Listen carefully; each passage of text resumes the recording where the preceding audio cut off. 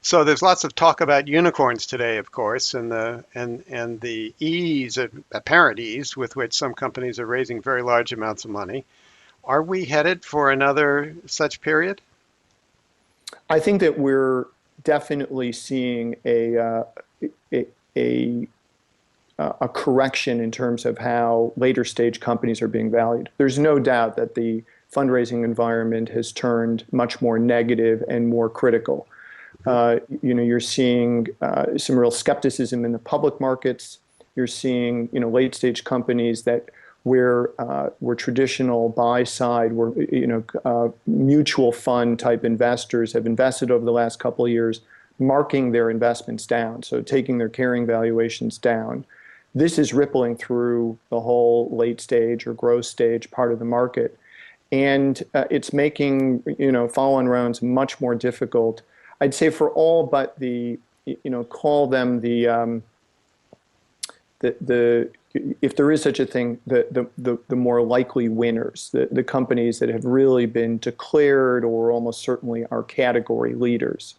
And even in those situations, what you're seeing is people being more comfortable leading these large growth rounds with companies that really don't need the cash, which is its own kind of irony. Yeah. But it's important that your audience, the people watching this and listening to this course content, understand that, in these kinds of negative cycles, investors still might have to invest capital, but they're going to turn towards companies that are showing real positive cash flow, real earnings, um, you, you know, uh, gigantic cash cushions, and are much less interested in taking on any kind of existential risk, or you know, or looking at situations where the fundamentals might lead uh, investors to conclude that they overpaid. You know, so we can talk about that later potentially, but it's really problematic for late stage investors to think, could I find myself a year from now saying that Mm, I paid X and this company's worth 0.5X, a year later, pretty scary notion. simply Yeah. because the markets have turned, the Yeah. sentiment has turned. Yep. And that's what you're seeing is multiples. The way companies are valued right now are coming down, and the forward multiples that people have been paying, say a year or two ago, are contracting. Yep. Yep. And so the implication for a young team that's maybe just in the early stages of getting a venture off the ground and thinking, well, I'll raise a seed round now, and then I'll get a Series A, and then I'll get a Series B. The implications here are that those later rounds may turn out to be pretty difficult given the early signs we're seeing today. Absolutely. I really would impress upon anyone thinking about starting a business right now to know going in that raising money usually gets tougher as you get into the later rounds. That it might be possible to raise, call it a small Series A. That there's still a lot of enthusiasm in the early Mhm. parts of the market, and there's lots of pools of capital. Yep. As a business progresses and needs to raise larger amounts of capital and capital typically from more professional institutional investors, uh, especially in these kinds of cycles, it can be very tough Yep. unless you've proven a lot. I think the big change right now is really around there's so much more capital available at a seed and in super, call it, somewhere between seed and A. Yeah. And so the on ramp is easier and easier. Yeah. But And that's a and I trap, isn't it?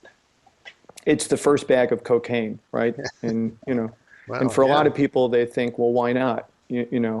I'm just as good, I'm just as smart as a lot of these other guys. Why would I not, Yeah. take it and see what happens? But without any real experience, they just have no way of knowing. Once they, often they take on friends and family money, they bring in people that they're close to, and they find themselves I see it all the time, they find themselves in over their heads so quickly, you know, Yep. letting go of founders, the seeing that they're not aligned with a lot of people early in the business, or they have to discipline or let go of people or disappoint a lot of people that are central to their lives. Yeah, and that's why, but there's too few professional investors and so many things to shoot at. And, again, we see lots of good ideas, but most of them are just not good venture scale ideas. And we didn't even touch upon that, but your book is even more relevant actually for people that shouldn't be seeking venture capital. Yeah, good point. I mean, they should bootstrap the whole thing on their own and not seek venture capital. Yeah. And the vast majority of companies, if you look at the Inc. 5000 or lists like that around the world, and you look and ask, well, how many of those companies raised venture capital? Hardly any of them have, right? That's true. Exactly. So you can create a company that grows quite attractively for quite some period of time without ever, heading down that venture capital road. And, Sure. at some point in the future, you can say, well, I'm at a fork in the road. Do I want to think this can be the next Uber or Google, or, am I happy, growing this thing and having a business that's worth maybe tens or hundreds of million?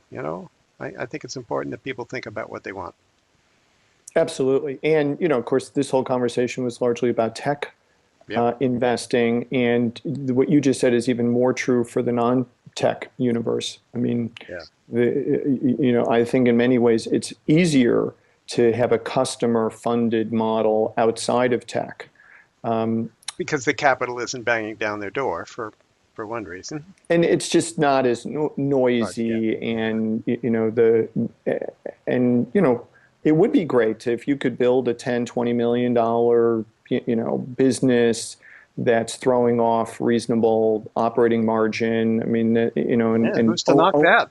And own it yourself. Yeah. I mean, what's wrong with that? Good. Yeah, But nobody, but I see so few people that kind of focus on that, and yet, there's a part of me that thinks it's probably a far more, if you stay local and are really, focus on what you know, and you don't expose yourself to every possible competitor at a global level to be the one category leader, in an important tech space, say like a part of security software, you're just much more likely to be successful. So it may seem paradoxical to some of the people watching this MOOC that somebody in the business of putting capital to work in fast-growing ventures, somebody like you, would appear in a course that kind of argues that actually entrepreneurs should start and, at least in the early stages, grow their business without your kind of money. So